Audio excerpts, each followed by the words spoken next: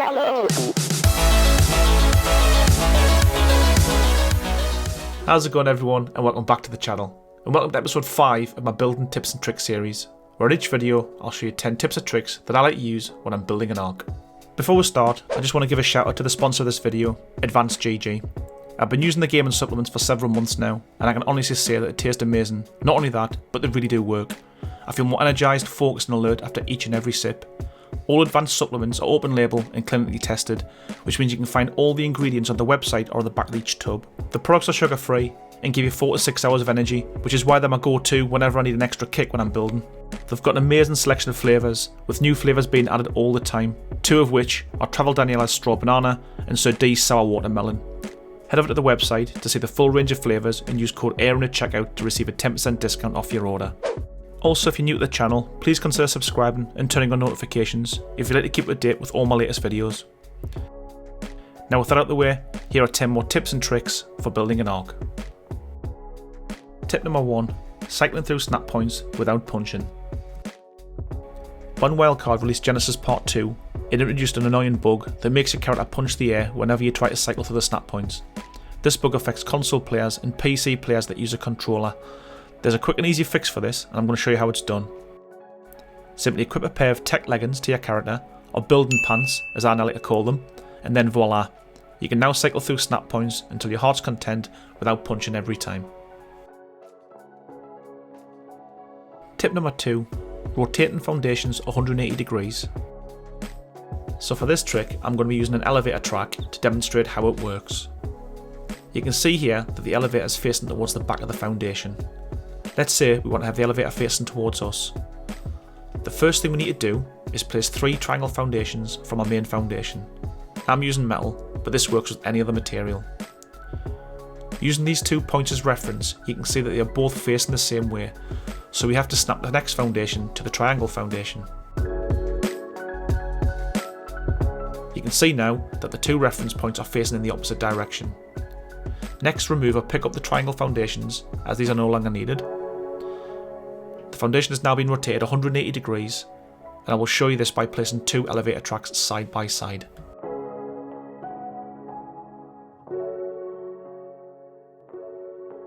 Tip number 3. Rotating foundations by 90 degrees. Just like before, I'm going to be using some elevator tracks to help demonstrate this trick.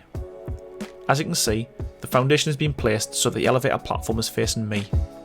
Now let's look at how we can rotate this by 90 degrees. First thing we need to do is place a wall on the side of the foundation. Then place a ceiling on the outside. Place a pillar in the middle of the ceiling, followed by another pillar at the lower snap point. This will create a snap point on the ground for the next foundation, which has been rotated by 90 degrees. You can then demolish or pick up everything else. I will place another elevator so you can see that the foundation has been rotated. You can also rotate the foundation by 90 degrees in the opposite direction. Simply place a wall on the left side of the foundation, then place 2 ceilings across the foundation. Next, place 2 pillars as before, making sure that the second one is snapping to the lowest snap point. Then you can pick up or demolish all the items that are no longer needed.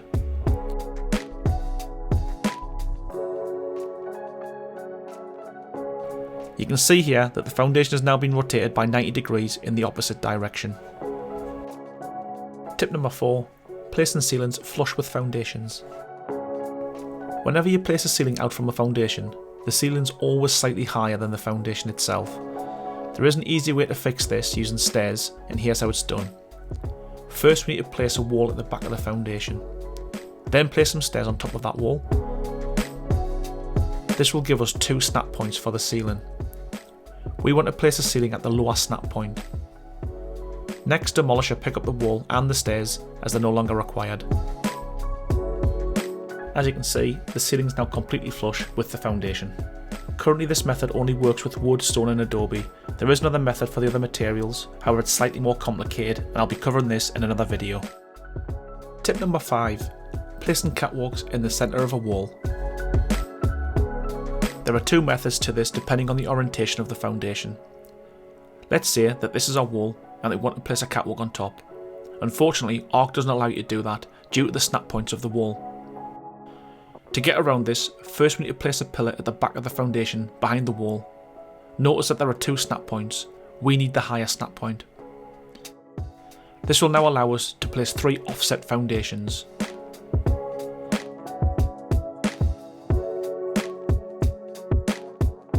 Now stack walls to the height where you want the catwalk to be.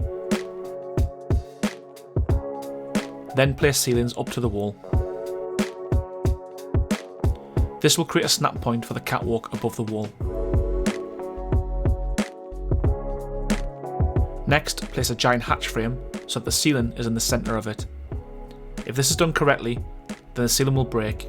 If not, just pick up the hatch frame and try again. You can now pick up or demolish all the temporary structures, leaving the catwalk floating above the wall. If there's not a snap point at the back of the foundation, then we need to create our own. We do this by placing a fence foundation. This will allow us to place a pillar at the back of the foundation. We can now place an offset foundation. However, because we used a fence foundation, it's slightly lower than the main foundation, so we need to raise it. We do this by placing 2 walls, then a ceiling above it. Then place a pillar at the lower snap point, and another pillar into the foundation. This will create a higher snap point for the next foundation. You can then demolish or pick up the lower foundation and the temporary structures. Now place another foundation and stack walls to the height where you want your catwalk to be. Then place ceilings up to the wall. This will create a snap point for the catwalk above the wall. Next, place a giant hatch frame so that the ceiling is in the centre of it. Remember, if this is done correctly, the ceiling will break. If not, just pick up the hatch frame and try again. You can now pick up or demolish all the temporary structures, leaving the catwalk floating above the wall. This technique is extremely useful for making things like window frames. It can also be used to create interesting looking walls and columns. Tip number 6. Decorating pillars using trapdoors. This one is super easy. Start by placing down a pillar, then place a hatch frame on top. Add a trapdoor of your choice, then replace the hatch frame with a ceiling. Pick up and demolish the ceiling that you've just placed. You will notice that the trapdoor remains floating above the pillar. Now it's just a case of repeat this process until you reach your desired height.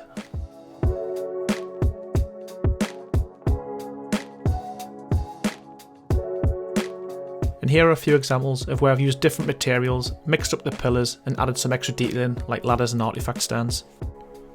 Opening the trapdoors creates another look altogether. And here are a few examples, again using a mix of materials and detailing. Tip number 7. Creating lampposts using greenhouse doors. This design is a reworked version of a lamppost that Captain Factdog built for Saphira Ultima's Blue Peak Castle.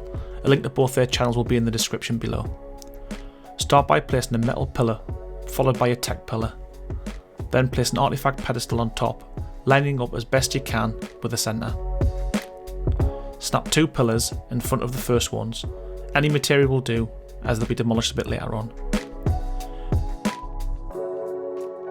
Next, place a wooden ceiling above the pillar, followed by a wooden hatch frame. Then add a metal trapdoor. Now that the trapdoor has been placed, this creates 4 new snap points on the hatch frame. Snap a wooden fence foundation to each side of the trapdoor, then place one at the front and one at the back. However, these need to be flipped.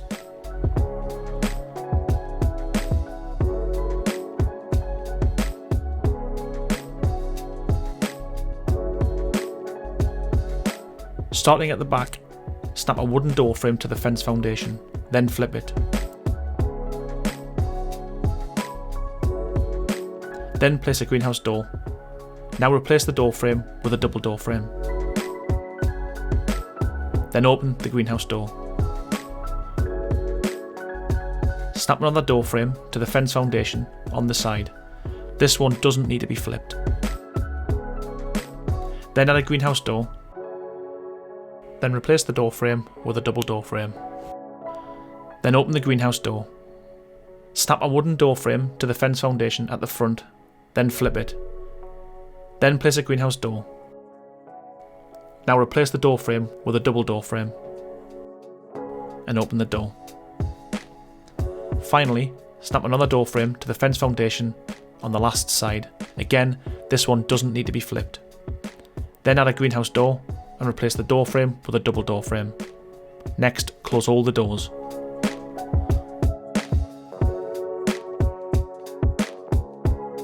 Add another wooden pillar. Notice the two snap points. We want the highest one. Then place a ceiling on top. Then place a wooden hatch frame above the doors. Add a metal trapdoor. Then replace the hatch frame with the ceiling. Next, demolish or pick up the wooden structures. Finally, place an artifact stand on the top and add a tech light.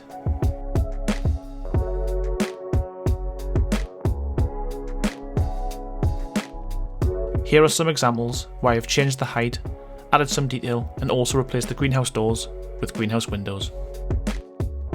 Tip number 8. Hiding electrical cables and cable management. There are lots of ways to hide unsightly cables. I'm going to show you a few methods that I use quite a bit. Whenever you're laying cables, it's always best to plan ahead and lay them before your build is complete. I always start by placing an electrical generator either in the corner or in an unused part of the build. With a simple design like this, a corner at the back would be a good place to put it. Using a ladder to line yourself up, place the generator in the corner, move it as far back as you can without it sticking through the wall on the other side. Then snap an inclined electrical cable across the generator.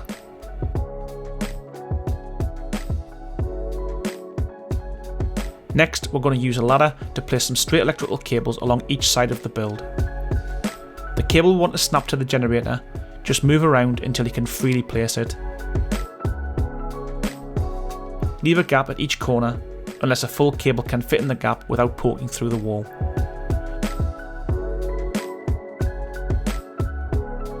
Now use flexible cables to connect all the cables together.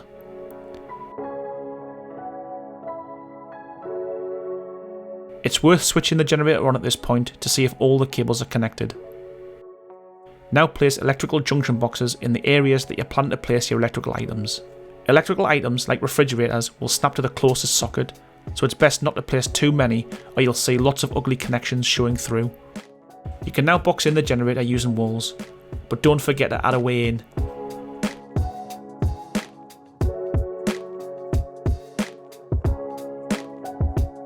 After that, it's just a case of adding all your electrical items to your build.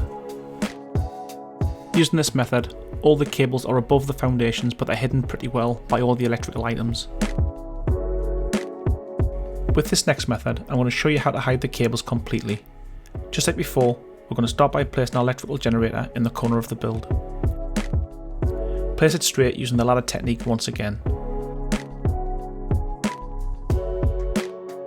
Snap an inclined electrical pipe across the generator.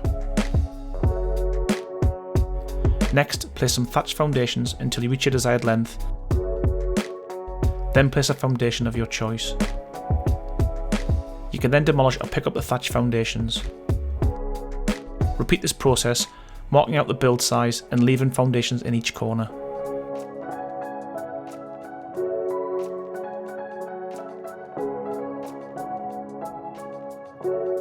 Next, place a ladder on one of the foundations to centre your character. Then place some wooden stairs. Use the stairs to raise or lower the electrical pipe depending on the ground level. Then place additional cables along the side of the build. Repeat this on each corner, placing electrical cables on all four sides.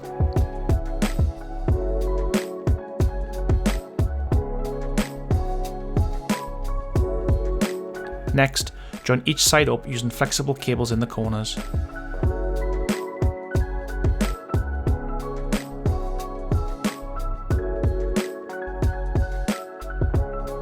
Then place electrical outlet sockets in the areas that you want to place your electrical items. Just like before, switch on the generator to see if all the cables are connected. You can now fill in the base of the build with foundations, covering the cables as you go.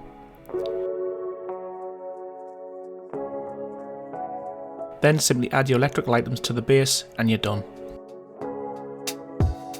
This is my preferred method for cables. It does take a little bit more time planning, but it's well worth the results. Tip number 9. Create umbrellas using the floating technique. We're going to start this one by placing 2 wooden pillars. Then create a hexagon by placing 6 wooden triangle ceilings. Next, while looking at the ceiling, snap a wooden fence foundation to the ground below. Keep moving around till you get the snap point below the ceiling. Now place 6 wooden triangle roofs. It can be a little bit tricky finding the snap points, but keep moving around, cycling through the snap points, and eventually they will place. Once the top of the umbrella is built, you can demolish or pick up the pillars. You should now have a floating structure.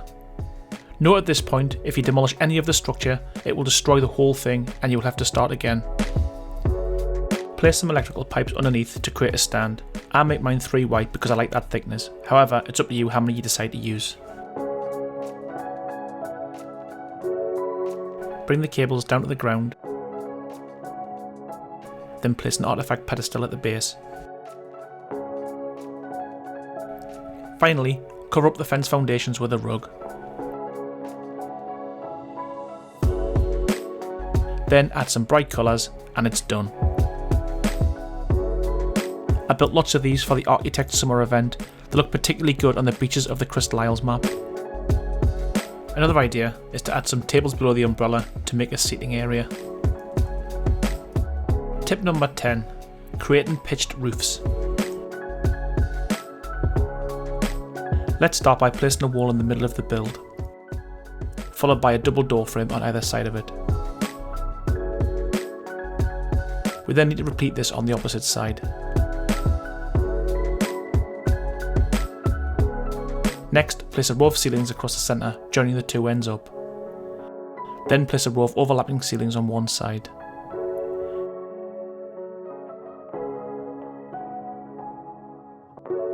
Place a row of walls along the centre of the roof.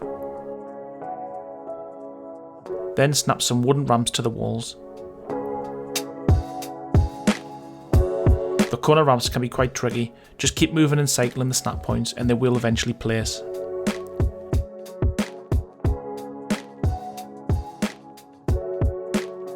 Replace the double door frames on both sides with slope walls.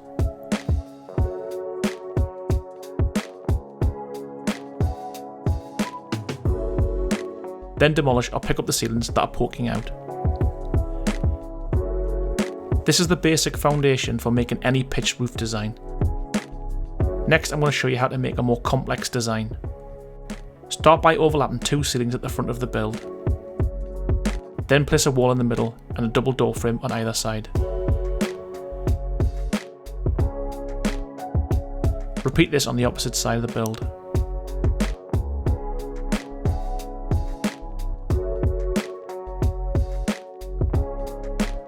Next, place a row of ceilings across the centre, joining the 2 ends up.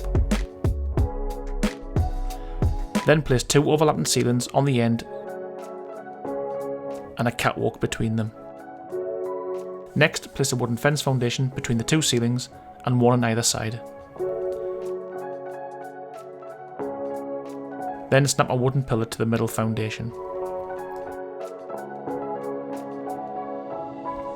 Repeat this process on the opposite side of the build.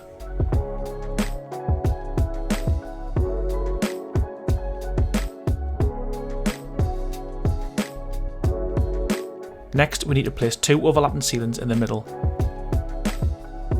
Then snap 2 wooden walls to them.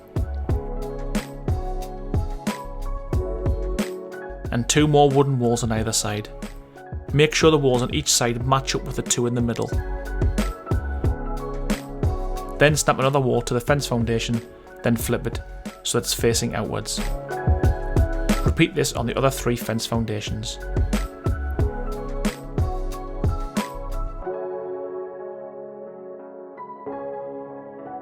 Then snap wooden ramps to the middle row of walls. Just like before, the corner ramps can be quite tricky, just keep moving and cycling through the snap points and they will eventually place. Demolish or pick up the ceilings that are poking out. Place a row of wooden catwalks along the apex of the roof. Then place a wooden pillar on the end, followed by 2 sloped walls. Repeat this on the opposite side of the build.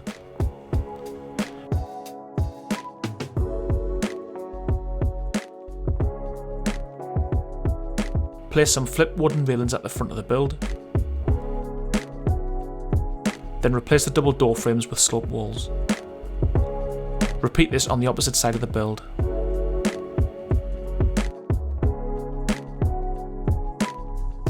This is the design I use on a lot of my Nordic and Viking builds.